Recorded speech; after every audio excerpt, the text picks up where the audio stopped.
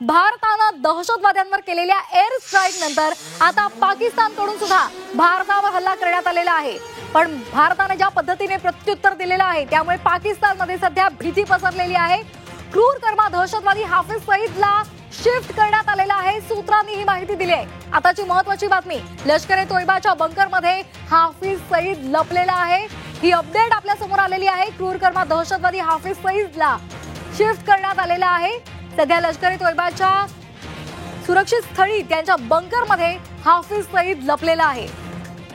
भारतानं पाकिस्तानचे हल्ले परतवून लावलेले आहेत आणि त्याचबरोबर पाकिस्तानमध्ये 15हून अधिक शहरांमध्ये हल्ले चढवलेले आहेत। त्यानंतर क्रूर कर्मा दहशतवादी हाफिज सईदला शिफ्ट करण्यात आलेला आहे। लष्कर-ए-तोयबाच्या बंकरमध्ये त्याला ठेवण्यात आलेला आहे।